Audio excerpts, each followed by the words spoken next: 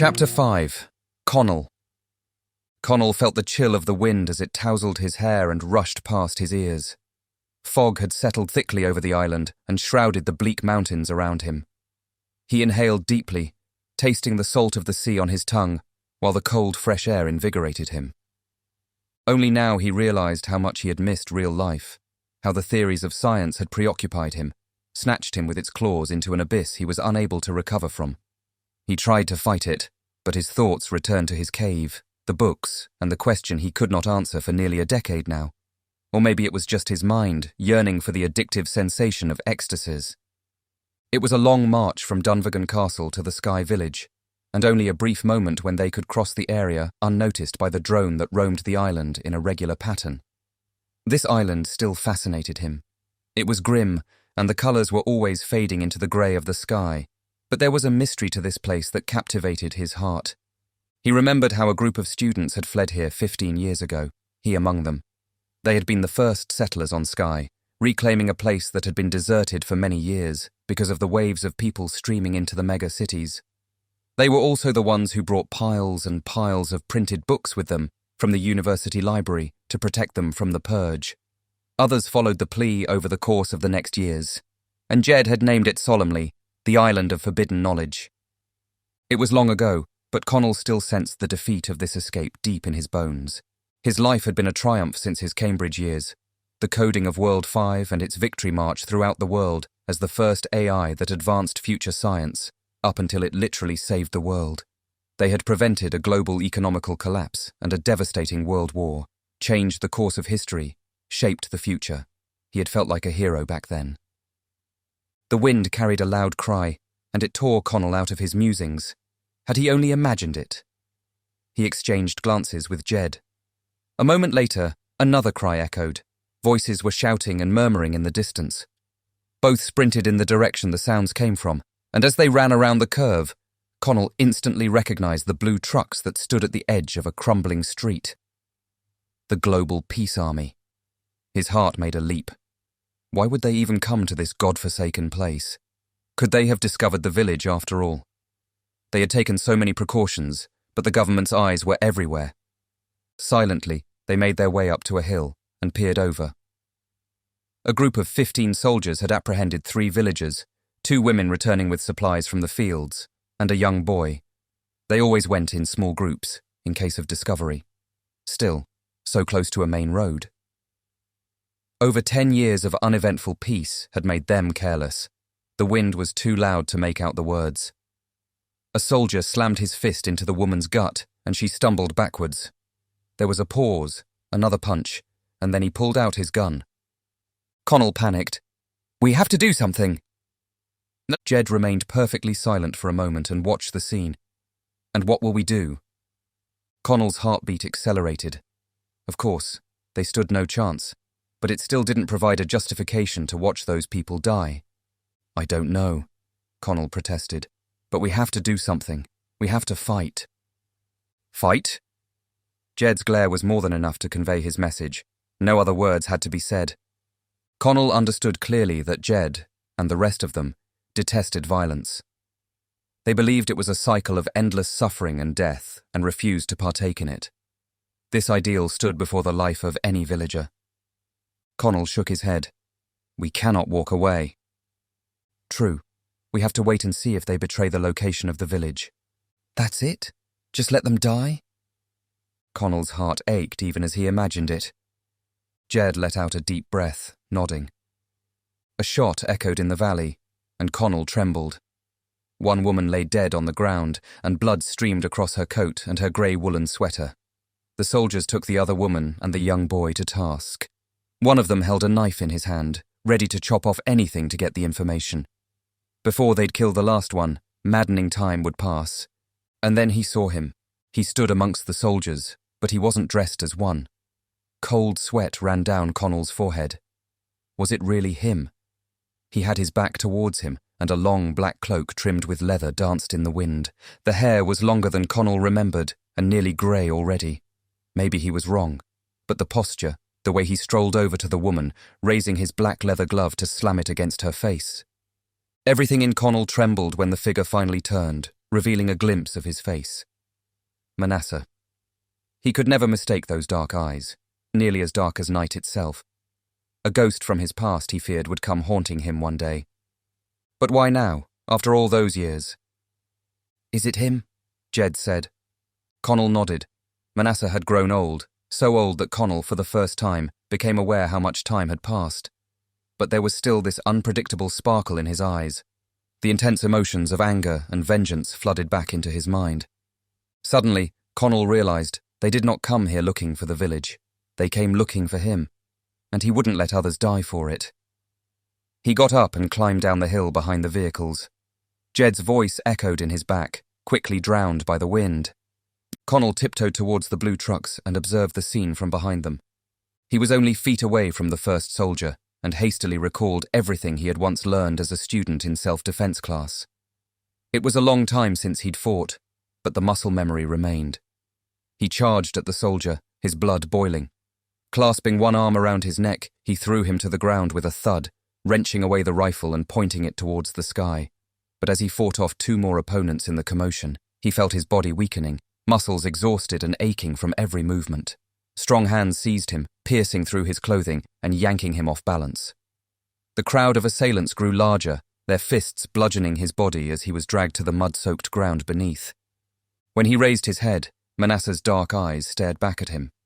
They hypnotized him with a wave of memories and emotions so conflicting that he thought he would explode if he concealed them any longer.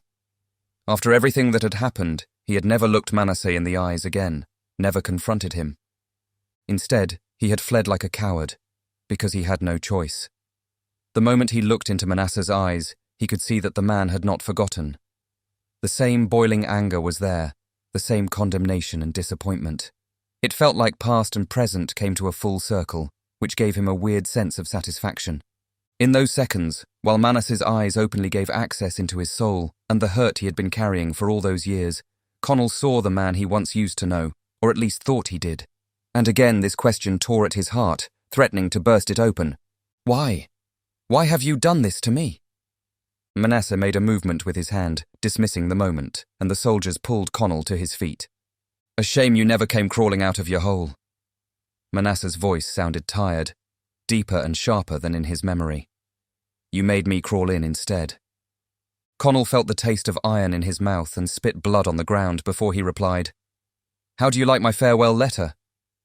He saw Manasseh cringe, but only was a split of a second. I wasn't thrilled. He approached and stared into Conall's face. But tell me, old friend, could you find the solution to the riddle? He smiled slightly, as if the two of them shared a secret. Conall's pulse accelerated. No, he couldn't know. What riddle? Why do you think I'm here, Conall? Do you really think I'm that petty to care about an old feud? No, Conall thought, but Manasseh couldn't know. The virus had destroyed everything. Have you found him? Have you been able to outsmart our AI and prove yourself the mastermind you always pretended to be? Conall's breath sped up, but he couldn't let it show. For all he knew, Manasseh was just playing a game of manipulation, a game he was brilliant at. But then Manasseh threw his fist into Conall's stomach with such force that he thought he might pass out. In that punch was all the anger and resentment accumulated over the years. Manasseh was so close that Conall sensed his warm breath on his face while trying to recover from the pain. I saw the prophecy, he whispered, only for him to hear. The last coup, the last prediction our brilliant program spit out, before you sent it into oblivion and destroyed our life's work. Manasseh yelled the last words and stroke out again. This time, the ache was strangling Conall, and his vision blackened for a short period. Conall's body trembled with pain. He panicked as the realization crept over him. Manasseh had known all along. For all those years, he too had been looking for him. And what would happen if he would find him first? All was lost then. Everything. So now, for your own sake and for all the people rotting on this island, I hope you were brilliant enough to supersede World 5. This is your chance to make amends for your betrayal. He paused to take a deep breath. And what about you, Manasseh? A bitter voice inside of Conall whispered. How will you make amends for yours? Manasseh framed those words with unmistakable finality. Where is Prometheus? A silence so tense and daunting enveloped them that nobody dared to breathe. Conall knew that Manasseh hated him deeply for destroying World 5, a program he could impossibly entrust into the hands of this monster. But even more, he hated him because he knew that he would never be able to recreate the code without Conall. Because Conall was the mastermind behind their invention. "If I knew, I'd never tell you." Conall's words echoed between the mountains as the restless wind blew around his ears. "But I don't. I failed." Without a warning, Manasseh raised his weapon and shot the young boy who stood behind him. The woman yelled in shock, her eyes wide with fear. "See, your careless words killed an innocent boy," Manasseh said. This brutality destroyed every ounce of resolve Conall had just seconds before. "Please," he murmured, his eyes on the woman, too young to lose her life. He didn't know her by name, but he had seen her many times in the village. Her eyes pleaded with him. "I haven't been able to find out. I couldn't do it," he whispered. Manasseh nodded slightly. Conall watched helplessly as two armed soldiers advanced towards the woman. They each hefted metal batons and began swinging them with a sickening thud against her fragile body. She screamed, her cries echoing through his ears as he heard bones cracking and skin splintering. He was fighting tears. I don't know. Europe, probably the British Isle, as the scenario would originate from here. And according to the prediction, he had to be alive by now. But this was all Conall knew, because it was easy to derive from the prediction. He knew nothing more, and his hands shook with a powerlessness he felt yet again. They would kill her. Manasseh would kill her. She was on the ground already, instinctively protecting her head with her arms while the metal continued to hit her body and break her bone by bone. "Think, Conall," Manasseh whispered, his voice as calm as a lake. Conall tried to steady his breath, closed his eyes, the room in Dunvegan with the biomatrix clearly in front of his mind's eye. Think. He scanned it, looking, searching for anomalies, anything. Her screams grew duller, but she was still breathing. Panic overwhelmed him. She would die, and he would be the next in line. Cold sweat dripped down his spine. Think. Perhaps it was the panic, perhaps the urge to see something, anything. Suddenly, a note with the words "Glencoe Massacre" right next to the fireplace struck Conall like never before. He tore his eyes open. Area 3! Area 3! Manasseh watched him for a moment longer, then nodded, and the blows ceased. This clear hint he became aware of. Could it be the solution? Why hadn't it struck him before? And had he really just given it away that easily? It was an impulse of the moment, the result of the shock that had gripped him. He just wanted to save that innocent woman that lay beaten in front of him. But Manasseh raised his weapon and shot her. Her heavy breathing stopped abruptly. Conall's heartbeat accelerated and he clenched his fists. Instinctively, he fought the arms that gripped him to throw himself at Manasseh. He hated him, but maybe he hated himself more for having made Manasseh who he was today, for having given him that power. "Take him to the trucks. We leave for the city," Manasseh commanded. "What will you do to him?" Conall cried. "Kill him?" Manasseh stopped for a moment and studied him. "Maybe even I have overestimated you," he finally said. "You don't seem to have grasped what our program has predicted. But I'll let you in because you'll rot in a laboratory cell for the rest of your life, anyway. Prometheus is the dawn of a new era, a new species, a new evolutionary step for humankind, and I will pave the way for this step." Conall stared in disbelief at Manasseh's madness. His obsession with the ideal world had become more intense with every passing year. Two soldiers grabbed Conall by either arm, one delivering a powerful punch to his stomach that knocked the wind out of him and forced him to his knees. With a grunt, they hefted him up and threw him unceremoniously into the back of an army truck. Now, everything was lost. Chapter 6. Aden. A salty gust of wind blew off the coast, bringing with it the scent of the sea. Aden put on a cold mask of indifference before she stepped forward into the unknown. She had parked the car a safe distance away, hoping she hid it well enough as it was her only escape in the middle of nowhere. She walked towards the northern hills of the Welsh outer area, a grim place, deserted and cold now that the summer was over. Her brain vibrated with a sensation of an incoming satellite call. The connection came from the mandatory RFID chip implanted in the dawn of the biotechnological reform. This chip contained everything, all the accounts, IDs, insurances, monitoring, and it connected the brain directly to the World Wide Web. But there was no internet here in the outer areas, so it had to be a satellite call. Manasseh's deep voice echoed on the other end through the earpiece, crackling. "It's Area 3. She felt her fingertips tickle with anticipation. They found him. "We have a spy there already," Manasseh said. Aidan frowned at this unnecessary complication. "But I want you there. Proceed with the plan. Find him. You are the only one who can." A navigation map appeared in her lenses that Manasseh sent via the connection. Area 3 was in the Scottish Highlands, in Glencoe. "I'm on my way," Aidan replied. "I know." A pause, a reminder that he always monitored her. With these words, he cut the connection. Aidan put the earpiece in her pocket. It was a lucky coincidence Snowdonia was on the way to the Highlands. Aidan removed the lenses and hid them in a small box before she went any further, just to be sure. Sometimes she suspected they hacked her visual connection as well. She continued to walk across the valley at the feet of the hills, wondering about the choice she would make. "Know your enemy," they said, and she needed to know both of them.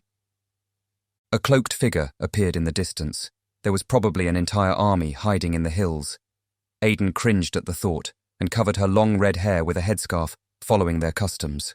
Even from the distance, she recognized the shape of a woman, wrapped in linen and wool, her head and even face covered with a scarf, except for the eyes. She was not surprised they sent a woman. Contact between members of the opposite sex was considered out of bounds in public. As Aidan cautiously walked closer, the woman slowly removed the opaque scarf from her face. Her eyes glistened like two dark marbles, and her lips were full and vivid red. Her features were prominent. Her tiny nose pointed up slightly at the tip. She was younger than Aidan, but her expression exuded a certain gravitas. "My name is Carla." Her voice sounded steady. No accent. Aidan nodded and introduced herself in return. She studied Keala with interest. How would someone so young get involved with such an organization? What was it that drove her? Keala might wonder the same, it occurred to her. "I just got the call. We found him." Aidan had to raise her voice to compete against the wind. "Where?" She hesitated. "Promise not to intervene, to never reveal my identity." Keala nodded. "We just need to know the location to protect our interests." "You guaranteed immunity and protection." Keala smiled. "Of course, as long as you deliver." Alive or dead, Aidan remembered. This was the plan, but only one option was good enough for her own purposes. Area 3. "Once you're ready, send us a signal." She passed her a pill with a yellowish gel inside. "But swallow this first, to get an encrypted connection." Aidan took the pill, having trouble keeping her hands steady. Keala gave her a nod that contained a slight smile, a smile that set her at ease. "Salam," she said, wrapped the linen around her face and left. Slowly, Aidan walked back to her car with a strange sense of unrest. The sub had always evoked mixed feelings in Aidan, but it was the only organization powerful enough to protect her from Manasseh's wrath once she would betray him. The matte grey Toyota stood in between the bushes. She started the quiet electric engine to warm the inside a little. Then Aidan took out a scalpel to make her masquerade complete. On the back of her right hand, where the chip was hidden, she made a deep cut. Blood ran down to her palm, and she quickly caught it with some tissues. She had resolved long ago to deceive Manasseh. A painful choice. Manasseh had recruited her when she was still a teenager in school, had mentored her and pushed her beyond her limits. As much as she despised everything he represented, she admired the man. Aidan cut deeper. The injury had to look real, as if she had removed the chip completely. The scar that remained would be a sign of belonging to the outer areas. This was how they distinguished the outsiders from the city population. She clenched her teeth from the pain. Somewhere in between the blood and the flesh, she spotted the tiny little chip and resisted the impulse to tear it out right now. She had to finish her mission first. She had to kill Prometheus. Chapter 7. Conall. The truck continued to navigate the bumpy terrain of lands forgotten by humanity. It was dark within, only illuminated by small windows that shone onto soldiers sitting across from each other, and with them, Conall, driving towards his own destruction. He cursed Manasseh. He cursed himself. For the first time in 11 years, he had been this close to the solution of the riddle, yet so powerless to solve it. A deafening noise echoed from afar. Conall suspected it belonged to a military helicopter, propellers already at full speed. The car came to an abrupt halt. Time to go to sleep, scientist. Behind his black exoskeleton that provided his movements with speed and his blows with strength, the soldier wore a self-sufficient smile of disdain. He put a cloth over Conall's head. His world went black. What would they do to him? Torture. Experiment on his brain. Let him rot in a cell. With his hands neatly tied behind the back, they dragged him outside. The fresh, cold air of the Scottish mountains hit him with force after the long drive in the stuffy cabin. He tried to soak it in through the cloth for the very last time. The helicopter noise was overwhelming now, while strong hands dragged him further towards it. They stopped abruptly. Something was wrong. He sensed it more than he saw or heard anything through the noise and the cloth that blocked his view. Why did they stop? Conall panicked. He wanted to tear off this damn cloth from his head, but had no hands to do so. The grip, dragging him, suddenly let go, and he began tossing and turning when someone snatched him again and pulled in another direction, away from the helicopter. Conall nearly stumbled over his feet and crashed to the ground from the surprise and the speed those hands pulled him with. "Hey!" he yelled. "Hey!" A hand was placed over his mouth to keep him from speaking, and a low voice in the distance commanded, "Be quiet." Was it Jed's voice? It couldn't be. He would never go to this length to save one single person, not even for old friendship's sake. They stopped after a while. When the cloth was removed from his head, it was Jed indeed who stared back at him, along with 3 other men from the village. The rope bindings around Conall's wrists were removed. He hastily studied his environment and was relieved to find that they had found a secure spot at the edge of the woods. Through the gaps in between the trees, he watched as the trucks loaded onto the sizable helicopter, which then flew away into the sky. Manasseh had left. No chase, no pursuit. Conall turned to face Jed with a confused expression. How on earth did he do this? "We distracted them by staging a fake attack at the helicopter," Jed explained. "Then we swapped you with Thomas. It was fate that they'd put this cloth on your head. Otherwise we stood no chance." "Thomas? There was somebody else in this helicopter instead of him. They'll kill him when they find out." Conall trembled now. He made the choice himself. He volunteered. Thomas. Conall tried to remember the guy. He had grown very detached from the village in the past years, especially since Kyla vanished. But he still knew many from the old Cambridge years, Thomas amongst them. Once a chemistry student, now in his late 50s, height and body shape, pretty similar to his, warm eyes, always in a good mood. Why? Why would he do such a thing? Conall made a step back. "I didn't ask for this. You had no right to sacrifice another man. Thomas made the choice himself. It was his idea."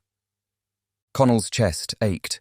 Manasseh would vent his whole spleen on Thomas once he found out he had been framed, robbed of the satisfaction of revenge. This would not be a quick death. Connell's hands trembled. "Thomas did it so that you could finish what you started," Jed said. "You are the only one who can." It struck Conall with a strange alienation that Jed suddenly showed so much interest in this whole endeavour. Maybe after all those years, he finally came to believe in the prophecy himself. Conall had difficulty processing it, all of it. For 11 years, he had been staring into books and scribblings, alone with himself and his thoughts. 11 years. He somehow longed for the embrace of solitude again, longed to return to his castle, where he alone was king. Now, everything was happening too fast. Manasseh already started the hunt for Prometheus. How could Conall even compete with a global army? "They'll come back to look for me," he murmured. "They won't find the village." Jed was right. The village lay in a forest only accessible thought a tiny cave in a mountain right behind the fairy pools. A forest so dense that it concealed everything inside from the eyes of a drone, plane, or satellite. The hideout had stayed undiscovered for over a decade now. Conall took a deep breath. He had no choice. At least he had to try and fight Manasseh, find Prometheus and protect him. Or her, whoever it was. As overwhelming as this task suddenly seemed, the heat of battle seized Conall. He could not let Manasseh win, not again. He had created World 5, and he had to protect the future his algorithm had predicted.